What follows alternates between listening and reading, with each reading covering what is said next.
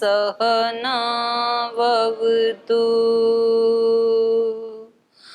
सहनौ भुनक्तु सह वीर्यं करवावहै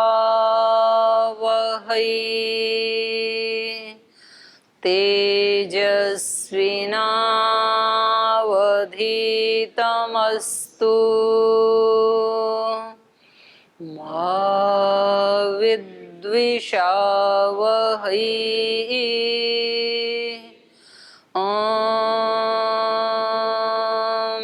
असतो मा सद्गमय तमसो मा ज्योतिर्गमय मृत्योर्मा अमृतं गमय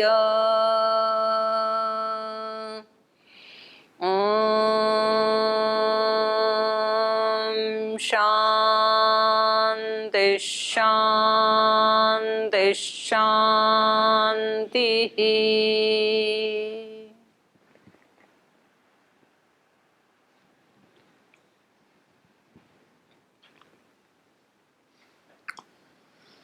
तो कल हम पढ़ रहे थे कि ब्रह्मा जी की प्रेरणा से जो बाकी देवता हैं वो भिन्न भिन्न जातियों में अपनी इच्छा से मतलब संतान उत्पत्ति। तो कोई प्रश्न है आपका?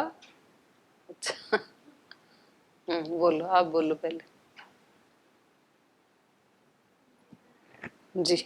उसमें है तो उसमें पहले वाले सर में षोडश सर में तो इसमें जैसे कहा है कि यज्ञ में अग्नि देवता की उत्पत्ति हुई, फिर उन्होंने खीर दिया सबको खाने के लिए। तो इसका आध्यात्मिक अर्थ आपने बताया नहीं, फिर आगे वाले का तो आध्यात्मिक अर्थ बताया था, इसका नहीं बताया। इसका हम कैसे तो थोड़ा बहुत तो आप भी तो मतलब कुछ विचार करके आया करो, सारा मेरे ऊपर क्यों छोड़ते हो? थोड़ा बहुत जैसे पूरा निष्कर्ष तक तो नहीं पहुंच पाए। आपने क्या समझा वो बताओ। जैसे हम यहाँ पे करें कि अग्नि देवता उत्पन्न, वैसे ही हम अगर तप करते हैं, साधना वगैरह करते हैं तो हमारी बुद्धि की शुद्धि होती है। फिर वहाँ जब बोला कि सबको ऐसे ऐसे बांटें, तो इसका फिर हम वो नहीं कर पाई मैं कि फिर क्या आगे क्या करें। तो बुद्धि को बांटते हैं ना, फिर बुद्धि निर्णय लेती है। तस्य सप्तधा प्रांत भूमि, अपने तक सीमित या दूसरों को। विवेक ख्याति विप्लव हानोपाय तस्य सप्तधा प्रांत भूमि प्रज्ञा। तो उसी का तो विभाग हो गया ना, इन्होंने तो 3 जगह बांटा उसको। तो ऐसे ही एक वो उसमें उपनिषद में भी तो आता है ना एक मंत्र, व्रतेन दीक्षाम आपनोति, दीक्षया, दीक्षाम नहीं, दीक्षया आपनोति दक्षिणाम। जब कुछ करने लगते हैं तो हमें क्या मिलने लगती है? दक्षिणा। अनुष्ठान करते हैं तो यही दक्षिणा है जो इनको खीर मिली। ये क्या है? अनुष्ठान की, दीक्षा की दक्षिणा है ये। और जब दक्षिणा मिलती है तो क्या होता है? श्रद्धा उत्पन्न होती है, और श्रद्धा उत्पन्न हो जाती है तो फिर सत्य की प्राप्ति होती है। पीछे से उठो ये तीनों चारों ब्रह्मचारी और आगे आओ जहाँ खाली स्थान है। तो ऐसे ही अंदर का भी जब हम यज्ञ करते हैं, यज्ञ मतलब जो हमारी इंद्रियां हैं उनका सदुपयोग हम किस में करते हैं? दूसरों के सुख के लिए। यही यज्ञ है। यज्ञ की भावना मतलब इदन्न मम, मेरा नहीं है। तो जो भी हम क्रिया करते हैं, कर्म करते हैं, तो उन सब का उद्देश्य क्या है? वो कर्म मेरे लिए नहीं है, क्योंकि शरीर, मन, बुद्धि और इस शरीर का बड़ा होना ये सब प्रकृति से मिला है हमें। तो जिससे जो वस्तु मिली है उसको 100% उसी की सेवा में लगा देना, तो यही तो यज्ञ है। क्योंकि यज्ञ में क्या कहा जाता है? इदम अग्नये, इदम सोमाय, और फिर कहा जाता है इदन्नम, मेरा नहीं है ये। और लास्ट में बचा उसकी भी फिर मौन आहुति, सब देवों को देने के बाद भी इदम प्रजापतये। अलग अलग देवों से मिला, फिर भी कोई ऐसा बच गया मेरे पास जिसमें किसी का नाम नहीं आया, तो वो फिर ईश्वर प्रदत्त है, वो प्रजापति का है। तो उससे फिर हमें प्रसाद मिलता है, दक्षिणा मिलती है उसका अनुष्ठान करने से, जो यहाँ पर खीर मिली है।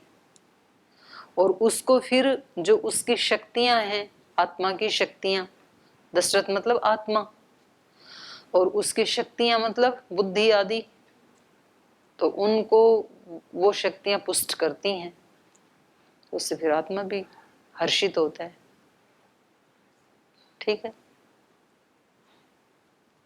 ठीक हो गया? नहीं और बताओ, आपको कोई डाउट है तो? हाँ जी।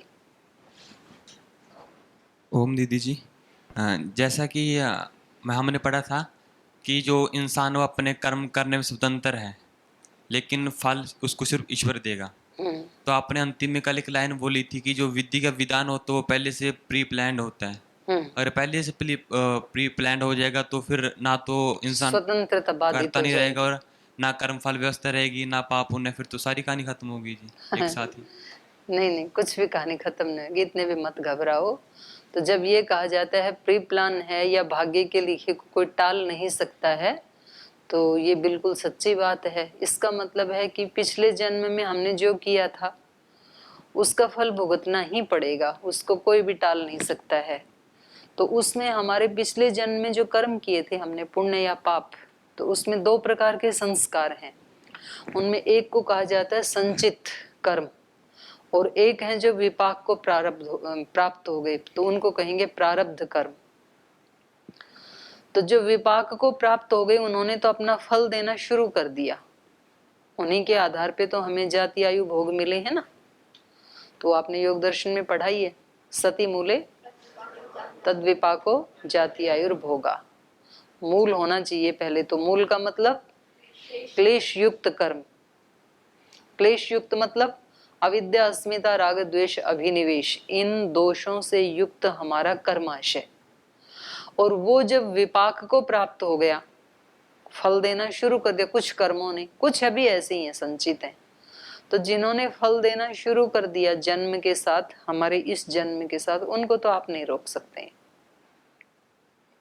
कितना भी आप पुरुषार्थ कर लो, कितना भी आप विवेक को प्राप्त हो जाओ, कितना भी आप संप्रज्ञात असंप्रज्ञात सबीज निर्बीज समाधि लगा लो, कुछ भी कर लो आप, उसको आप नहीं रोक सकते। मतलब जो धनुष बाण चलाते हैं ना, तो जो बाण एक बार उससे निकल गया तो उसको बीच में नहीं रोका जा सकता है। वो तो जितने वेग से आपने छोड़ा है वहीं जाके रुकेगा। अगले वाले को रोक सकते हो जो आपके उसमें है ना, पीछे तरकश में है। तो जो संचित कर्म है उनको तो आप काट सकते हैं अपना पुरुषार्थ विशेष करके, लेकिन जो विपाक को प्राप्त हो गए उसको नहीं आप काट सकते हैं। तो जब ये कहा जाता है कि कर्म के लिखे को कोई टाल नहीं सकता है और सब प्री प्लान है, तो उसका मतलब ये ही है कि जो विपाकारंभी कर्माशय है, विपाक को आरंभ हो गया है, तो वो तो अपना फल देगा। संचित मतलब जिन्होंने अभी फल देना शुरू नहीं किया है, संस्कार रूप में है, उसको बदला जा सकता संचित उसको बदला जा सकता। और विपाक को नहीं बदला जा सकता। विपाक को नहीं बदला जा सकता, उसको बदला भी जा सकता है, उसको दग्ध बीज किया जा सकता है पहले वाले को, उसमें अनेक संभावनाएं हैं। मतलब जैसे मिट्टी का घड़ा है तो उसमें तो संभावनाएं हैं, आप फिर से उसको तोड़ के उसकी मिट्टी बना के कोई और आकार दे सकते हैं आप, लेकिन अग्नि में पक चुका तो तब आप नहीं दे सकते। तो ये ऐसे बोलते हैं कि प्रारब्ध से बड़ा पुरुषार्थ होता है, तो ये मतलब ये विपाक के संबंध में बोला जाता है। प्रारब्ध से बड़ा पुरुषार्थ होता है, ये तब कहा जाता है कि जो पीछे के हमारे जो संचित कर्म हैं तो उसको हम चेंज कर सकते हैं। और या फिर जो अभी विपाक को प्राप्त हो गई, मानो कि मुझे कोई कष्ट मिलना सुनिश्चित है, लेकिन उस कष्ट से मैं सुखी होऊंगा या नहीं होऊंगा ये मेरे पुरुषार्थ पर डिपेंड करता है। अगर मैंने पुरुषार्थ करके अपनी चित्त चेतना को इतना उन्नत कर लिया है तो दुख तो आएगा, लेकिन हम उससे प्रभावित नहीं होंगे। तो जैसे श्री राम के, कृष्ण के, इनके जीवन में जो दुख आई, तो सदाचरण करते हुए भी तो इतना दुख किसी सामान्य आत्मा को मिलता तो शायद वो घबरा जाता, लेकिन इनको मिला तो ये इनके पुरुषार्थ का फल है, योग का फल है।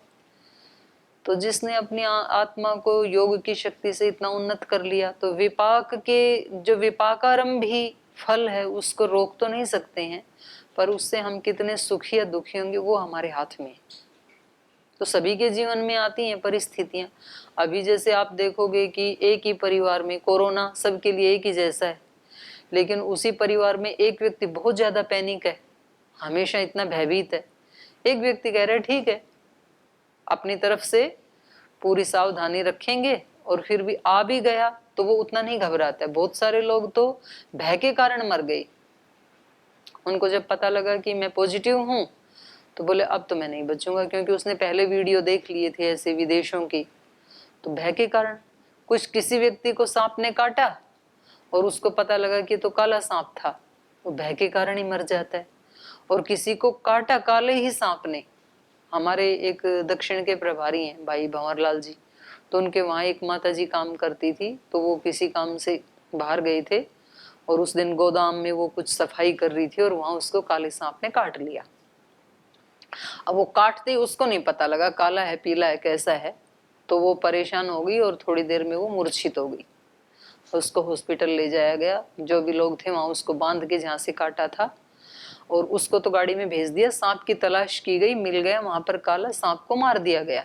और उनको बुलाया, वो कोई 10-15 किलोमीटर की दूरी पे ही थे, तो वो आ गए। तो वो बता रहे थे मेरे को कि दीदी मैंने आके देखा काला सांप था, अच्छा बड़ा सांप था, और तो मैं उसको तो वहीं छोड़ दिया, उसको तो दबा दिया हमने जमीन में। सांप को तो पहले वहां दिखाया उनको डॉक्टरों को कि इस सांप ने काटा है, बाद में उसको लाके दबा दिया। और बोले अम्मा को जैसे ही होश आया तो मैंने उनको बताया कि अरे अम्मा वो सांप तो मैं अभी लेके आया यहाँ, अभी अभी भेजा है डॉक्टर को दिखा के, और वो तो ऐसे ही था चूहे खाने वाला सांप, तो उसमें जहर होता ही नहीं है, डॉक्टरों ने ऐसे बोला है। तो बस आपको थोड़ा दर्द जरूर हो गया, बाकी उसमें विष होता ही नहीं है। तो ये सब चेकअप कर लिया हमने। और बता रहे थे, बोल जी 3 घंटे के बाद वो बिल्कुल ठीक हो गई।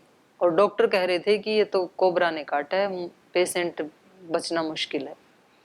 तो उसकी जो विल पावर है अंदर से, उसने काम किया कि मेरे को सामान्य सांप ने काटा है, उसमें जहर होता ही नहीं है। तो दवाई तो दी जा रही थी विष को मारने के लिए, विष को हटाने के लिए, शमन करने के लिए। तो दवाई प्लस उसकी विल पावर, तो विचार, उसका बहुत ज्यादा प्रभाव पड़ता है। तो हम उसको विपाकारंभी कर्माशय को बदल तो नहीं सकते हैं, पर उसके प्रभाव को हम कम कर सकते हैं। तो महर्षि दयानंद ने भी यही उपासना का फल बताया है सत्यार्थ प्रकाश में। किसी ने उनसे पूछा कि जब कर्म का फल अवश्यमेव मिलता ही है, कर्म के फल को कोई टाल नहीं सकता है, जिसने जैसा किया उसको वैसा मिलना ही है, तो ये सब भक्ति पूजा उपासना क्यों करें हम? भगवान की भक्ति क्यों करें? क्योंकि भक्ति करेंगे तो भी वो मिले ही गा, तो भगवान रोक तो सकते नहीं है, तो क्यों करें? तो तब उन्होंने कहा कि वो मिलेगा, लेकिन भक्ति करने से यदि पर्वत जैसा महान दुख भी आ जाए तो उसको व्यक्ति आसानी से सहन कर लेता है। तो ये क्या कम फल है भक्ति का? तो ये भी तो बहुत बड़ी बात है ना, नहीं तो व्यक्ति डर ही जाएगा। तो इसमें जो कल बताया और जो ये रामायण में अभी आगे भी बता ही रहे हैं, तो किस आत्मा का कहाँ जन्म होना है, किस प्रयोजन से होना है, ये उसके पीछे के कर्माशय से तय होता है, निश्चित है ये। क्योंकि इसमें सभी मत पंथ संप्रदाय एक जो पुनर्जन्म को नहीं मानते उनको छोड़ के बाकी सबका यही है। संचित कर्म होते हैं नहीं, दोनों संचित कर्म तो वैसे के वैसे ही हैं। अगर हम उसको नहीं जलाएंगे योग अग्नि से तो अगली बार वो भी अपना फल देंगे। और यदि उनको विपाकारंभी होने से पहले ही हमने दग्ध बीज कर दिया तब वो नहीं देंगे। पर जो विपाकारंभी हैं वो तो अपना फल देंगे, उसको तो कोई भी नहीं रोक सकता है। लेकिन उसके प्रभाव को कम ज्यादा किया जा सकता है, ये साधना का फल है। तो पुरुषार्थ अपनी जगह, क्योंकि आखिर वो जो हमने बनाई वो भी तो हमने ही बनाए थे ना, और अब उनको चेंज करना है तो भी हम ही चेंज कर सकते हैं। तो आप कहोगे कि उनको चेंज करने के लिए क्या करेंगे फिर? तो अच्छे वाले इतने ज्यादा बना दो आप, तीव्र संवेगा नाम आसन है, तो वो ऐसे ही पड़े रहेंगे। आपकी जो संचित हैं वो संचित ही रहेंगे। इस जन्म में आपने बहुत ज्यादा तीव्र पुण्य कर्म किए हैं, या आपने मोक्ष मूलक किए हैं, ज्ञान के किए हैं, तो वो बहुत उनका उत्कर्ष हो जाएगा तो फल उसी का मिलेगा आपको। ये दोनों कार्य सात्विक तामसिक दोनों हो सकते हैं ना, संचित हमारे कुछ तामसिक भी हो सकते हैं। हाँ हाँ हाँ, तीन हो सकते हैं।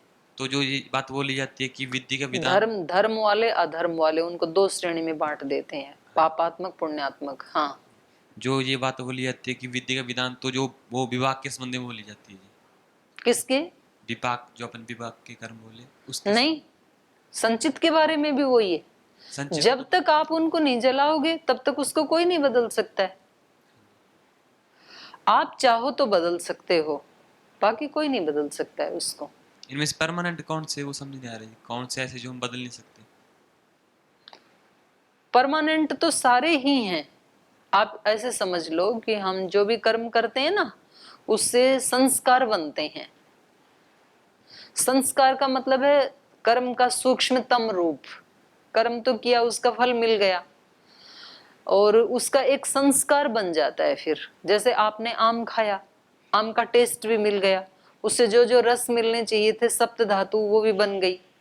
लेकिन अब दूसरी बार जब आप आम को देखेंगे तो इसकी जो स्मृति आएगी आपको कि तब मैंने खाया था, ऐसा टेस्ट था। ये किसके कारण आई? ये संस्कार के कारण आई। कि किसी भी चीज का भोग करते हैं तो उसका फल तो मिल जाता है, लेकिन उसका एक संस्कार बन जाता है हमारे चित्त के ऊपर। जैसे आपने यहाँ दूध भी घेर दिया, फिर आपने उसको पोंछ भी दिया, लेकिन उसका एक दाग तो पड़ गया ना, ये संस्कार है। तो ऐसे हमारे चित्त के ऊपर उसका एक छाप पड़ जाती है, उसको संस्कार कहते हैं। अब इन संस्कारों के आधार के ऊपर हमारे अगले जन्म के जाति, आयु, भोग वो निश्चित होते हैं। ये जो संस्कार हैं इनमें दो प्रकार के होते हैं। कुछ होते हैं बहुत जल्दी फल देने वाले, जो घोर कर्म किए जाते हैं, घोर पाप, घोर पुण्य। या फिर अभी जैसे मानो हमने घोर पाप किए और उसके पीछे जो संचित कर्म का एक इतना गट्ठर पड़ा था ना, उसमें भी कुछ हल्के हल्के पाप किए हुए थे। वो पता नहीं 100-200 जन्मों पहले किए थे हल्के हल्के। कहीं चींटी को मारा होगा, मच्छर को मारा होगा, और कुछ भी किया होगा, छोटा छोटा पाप किया होगा, किसी को गाली दी होगी, सताया होगा, थप्पड़ मारा होगा, तो पाप तो हैं ही। अभी आके जुड़ जाएंगे सारे इसके पास और अपना फल दे देंगे। वो उनको खुद विपाकारंभी होने में बहुत समय लगता, क्योंकि वो हल्के हल्के थे। तुरंत फल देने के लिए वो युक्त होते हैं जो बहुत घोर किए जाते हैं, घोर पुण्य, घोर पाप। तो जब आप योग दर्शन में व्यास भाष्य पढ़ेंगे ना, तो वहां आपको पता लगेगा। नहुष आदि के उदाहरण वहां पर दिए हैं। तुरंत वो देवलोक से धरती पे आ जाते हैं, धरती से तुरंत इंद्र के पद को प्राप्त कर लेते हैं पुण्य के कारण। तो परमानेंट दोनों ही हैं। तो दोनों में अंतर क्या है? दोनों में अंतर यह है कि जो तीव्र संस्कार थे उन्होंने अपना फल देना शुरू कर दिया, और शुरू कर दिया तब बीच में नहीं रोक सकते हैं आप। वो कौन सी में आएगी जी जो जल्दी फल दे? प्रारब्ध में आएगा वो। इनमें से विपाक और संचित में क्या आएगा? संचित में आएगा वो। हाँ, विपाक ने विपाकारंभी, विपाक आरंभ हो गया है। एक तो वो बीज है आपके पास जो आपने जमीन में बो दिए, अंकुर फूटा, पौधा बना, फूल आए, अब फल देना शुरू हो गया, इसको कहेंगे विपाक। और एक बीज ऐसे हैं कि जो अभी आपकी अलमारी में रखे हैं, उसमें भी ये सारी संभावनाएं हैं। अंकुर फूटने की भी है, पौधा बनने की भी है, पेड़ बनने की भी है, फल देने की भी है, लेकिन अभी आपने उसको जमीन में डाला नहीं है। तो अभी आप उसको जला सकते हैं चाहो तो वो फल नहीं देगा फिर। लेकिन यदि आपने जमीन में डाल दिया तो फिर उसका तो अंकुर फूटेगा। मतलब उदाहरण तो एक अंश में घटित होता है। ये जो उदाहरण दिया जा रहा है इसमें आप यूं कहोगे जी हम पेड़ को काट देंगे तो फल नहीं देगा, तो यहाँ एक अंश में घटित होता है उदाहरण पर। आप वहां तो पेड़ को काट सकते हैं, लेकिन यहाँ आप कर्माशय को नहीं बदल सकते हैं।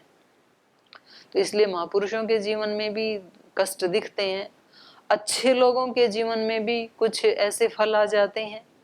कभी उनको कोई योग करते करते भी रोगी हो जाते हैं लोग, हार्ट अटैक आ जाता है।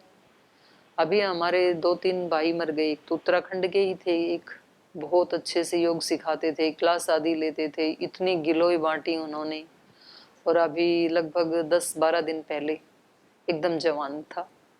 तो सब कभी कभी ऐसे उदाहरण भी देखने में आते हैं कि वो व्यक्ति बहुत संयमित जीवन जीता है, योगाभ्यास आदि सब करता है, लेकिन तो भी उसको कोई रोग हो जाता है, कोई बड़ा रोग हो जाता है, तो फिर लोग ऐसे बोल भी देते हैं कहीं भगवान नहीं है, देखो ये बड़ा योगी बन रहा था तो इसको क्यों हुआ? क्योंकि ये योग तो इस समय कर रहे हैं ना, इस जन्म में, इसका फल मिलेगा, क्यों नहीं मिलेगा? पर अभी जो मिला ये पीछे वाला भी तो साथ ही चल रहा है ना, तो उसको भी तो हमें ही भुगतना पड़ेगा। कभी कभी ऐसा भी देखा जाता है जो ना योग करते हैं, ना उनका सात्विक जीवन है, ना दिनचर्या है, कुछ उल्टा पुल्टा खाते हैं, कभी सोते हैं, नहीं सोते हैं, बीमारी होती नहीं, एकदम हट्टे कट्टे मोटे तगड़े, अरे कुछ नहीं है ये। दूसरे कहते हैं कि वास्तव में देखो इसको, ये कुछ भी खाता है कुछ नहीं होता है। और ये जो ज्यादा ध्यान रखते हैं ना, विरुद्ध आहार नहीं करना, ये नहीं करना, ये इनको होते रहते हैं, पीछे का भी तो है।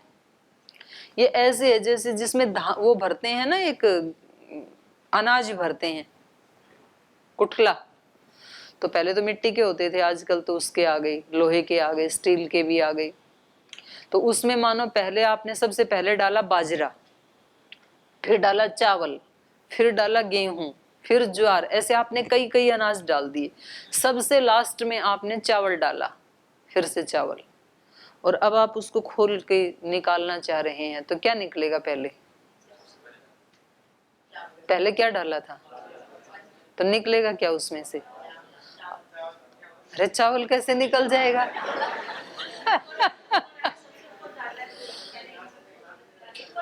अरे माता, वो निकालने वाला तो नीचे होता है ढक्कन। घड़ा नहीं, कुठला, उसमें से अनाज निकलने की नाली नीचे होती है, वो इतना सा, तो पहले उसको खोलोगे तो पहले क्या निकलेगा? पहले जो डाला था वो निकलेगा सबसे पहले, चावल अभी डाला है तो लास्ट में निकलेगा, सबसे लास्ट में। अभी कोई व्यक्ति बोले अरे अभी 1 घंटा पहले तो चावल डाले थे, बाजरा कैसे आ गया? बाजरा 2 महीने पहले डाला था ना, तो आएगा ही वो तो हमने जो किया है वो हमें मिलेगा, उसको नहीं बदल सकते हो आप। तो ये जन्म मिलता है संचित के आधार पर मिलता है जी? जन्म के साथ जो हमको किस परिवार में जन्म मिलेगा, कैसी शरीर मिलेगा, ये संचित के आधार पर मिलता है क्या? नहीं, विपाकारंभी के आधार पे। संचित में से जिन्होंने फल देना शुरू कर दिया, जो बहुत तीव्र थे, मतलब उतावले हो रहे थे फल देने के लिए, उसके आधार पे मिलेगा।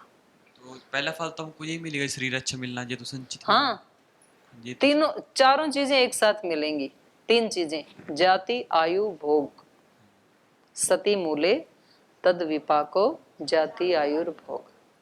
जाति का मतलब मनुष्य जाति मिलेगी, वृक्ष जाति मिलेगी, पशु जाति मिलेगी, पशु में भी फिर गाय जाति मिलेगी, घोड़ा मिलेगी, बकरी मिलेगी, कुत्ता बिल्ली मिलेगी, गधा मिलेगी, बहुत है उसमें भी। फिर ये कौन तय करेगा? हमारा कर्माशय, विपाकार में। हाँ, हमारा कर्माशय इसको तय करेगा।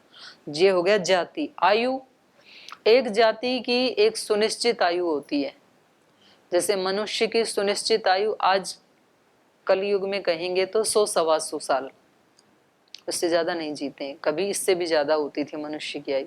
कुत्ते की आयु 12, 15, 18, 18 से 20 साल होती है। मच्छर की 24 घंटे हैं, 24 घंटे ही होती है मच्छर की, एक दिन में मर जाते बेचारा। ऐसे गाय की 16-17 साल, 20 साल हैं, 25 साल, तो हो सकता है इनकी गाय 25 साल जी हो, तो 20-25 मतलब वो 100 साल नहीं जिएगी। लेकिन गेहूं का पौधा 6 महीने, पीपल का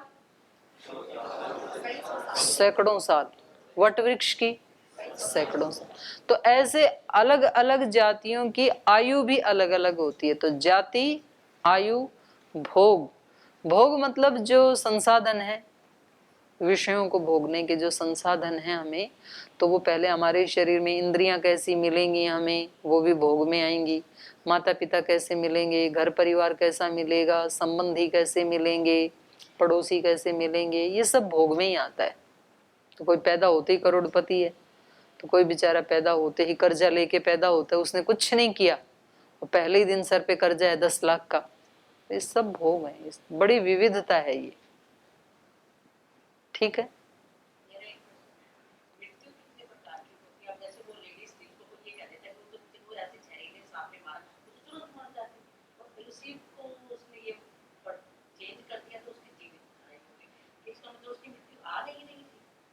हम्म।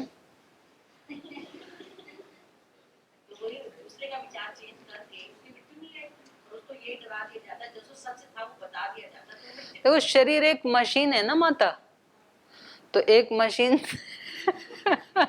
एक मशीन जो कंपनी बनाती है तो उसकी एक औसत आयु होती है। आप उसको अगर ठीक ठाक रखें, मान लो एक मशीन की आयु है 10 साल या 15 साल या 20 साल, सिलाई मशीन है जैसे मान लो, उसको आप ठीक ठाक रखोगे तो वो 20 साल तक वैसी ही रहेगी। और हो सकता है आप 10 साल में तोड़ डालो अगर उसको ठीक से मेंटेन ना करें तो आप। लेकिन जिसकी 10-20 साल आयु है वो 1000 वर्ष नहीं चल सकती है, तो इसको औसत आयु कहते हैं। तो ऐसे मनुष्य शरीर की जो एक औसत आयु कही जाती है, उसमें ऐसे नहीं कहा जा सकता कि इसकी मृत्यु आई थी कि नहीं आई थी, आई नहीं थी क्या, औसत आयु है। आप उसको योगाभ्यास आदि करके, अपना खान पान आदि ठीक रख करके, तो उस पूरी आयु को भी आप जी सकते हैं। और हमारे से कहीं कोई त्रुटि हो जाती है आहार में, विचार में, व्यवहार में, तो हम उसको कम भी कर सकते हैं औसत आयु। नहीं, औसत आयु तो भगवान ने दे दी ना, मनुष्य जन्म दे दिया तो आयु भी तय हो गई ना, मनुष्य कितना जी सकता है, तो उस रूप में तो निश्चित ही है। और प्लस पीछे का कोई ऐसा कर्माशय बीच में ना आ जाए जिसको अपना फल देना है, वो भी उसके साथ ही जुड़ा हुआ है। अब मान लो किसी ने कोई भी गलती नहीं की और पूरा योगाभ्यास आदि सब कर रहा है, लेकिन फिर भी 35 साल में चला गया। महापुरुष कितने चले गए, आदि गुरु शंकराचार्य जी बचपन से ही ब्रह्मचारी हैं, इतनी ऊंची उनकी आध्यात्मिक स्थिति है। लेकिन चलो महर्षि दयानंद जी को तो जहर पिलाया इसलिए उनका शरीर जर्जर हो गया, दूषित हो गया, तो उनको क्यों इतनी जल्दी जाना पड़ा, उनको तो औसत आयु पूरी होनी चाहिए थी ना। तो वहां पर व्यास भाष्य में भी लिखा है कि ये कुछ ऋषियों ने जितना समझा उतना बता दिया, बाकी गहनो कर्मणाम गति, कर्मों की गति है वो बड़ी गहन है, बड़ी सूक्ष्म है वो, तो पूरा पूरा उसको कोई भी नहीं बता सकता है, केवल ईश्वर ही जान सकता है उसको। तो जितना मोटा मोटा समझ में आया है वो इतना ही समझ में आया है, जो हम कर्म करते हैं, जो हम बोलते हैं, जो हम विचार करते हैं, जैसा भाव रखते हैं, उसका फल हमें जरूर मिलेगा, कर्म का फल जरूर मिलता है, तो उसको कोई टाल नहीं सकता है। तो पीछे क्या किया, पीछे का क्या है, आज तक क्या किया, उसको सबको साइड में रख के आज जो हमारा ज्ञान है उसके अकॉर्डिंग हमें 100% जीने का प्रयास करना चाहिए, बस इतना याद रखो।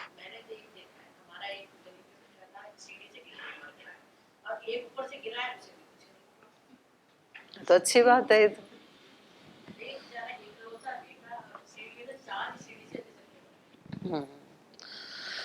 तो चलो आपका हो गया, रहता है थोड़ा। हाँ? ये रह गए। विवेक बिगा अपने एग्जांपल दिया, संचित का भी कुछ उदाहरण दीजिए, क्या मिलता है? संचित का कुछ उदाहरण दे दीजिए। संचित का? हाँ जी। संचित का दिया तो अभी आपके पास बहुत सारे बीज हैं, कुछ आपने बो दिए जमीन में, उनमें तो अंकुर फूटेगा, उसको नहीं रोक सकते। अब आप बो दिया ना जिसको, अब आप बोलो कि देखो अंकुर नहीं फूटना है, तो उसको नहीं रोक सकते। इसको रोक सकते हो जो अलमारी में रखे हैं। अच्छा, ऐसे हैं वो। एक प्रश्न और था जी, जैसे आपने बोला कि अगर कोई मिल के प्रार्थना करे तो देवता आ जाएंगे, इसका मतलब कहीं ना कहीं एक सूक्ष्म शक्ति होती है जी। तो कई बार गांव में ऐसा होता है जी, किसी के बच्चे को नजर लग जाती है, या किसी की भैंस ने दूध देना बंद कर दिया, बोलते हैं कि वो टोक लगी नजर, ऐसे बोलते हैं। तो वहां भी ऐसी कुछ कैसे नजर बोलते हैं? टोक लगी ऐसा बोलते हैं गांव में, नजर लगी, टोक, टोना। हाँ जी, टोक लगा दिया ऐसा बोल देते अच्छा, हैं। टोक लगा दी। हाँ, छोटा बच्चा बीमार हो तो ही बोल देते हैं जी, टोक लगा दी। छोटा बच्चा थोड़ा अच्छा हो जी, सुंदर हो देखने में। तो जी कह सकते हैं इसमें कुछ ना कुछ ऐसी सूक्ष्म शक्तियों नहीं, वो भावना जा रही है ना उसकी, कह सकते हैं स्पष्ट दिख रहा है। हमारी भावनाएं बहुत प्रबल होती हैं, तो इसलिए महर्षि पतंजलि ने अपने ग्रंथ की शुरुआत ही वहां से की, विचार और भावना उसको लेके चले, उस स्थूल कर्म के बारे में नहीं बोला उन्होंने।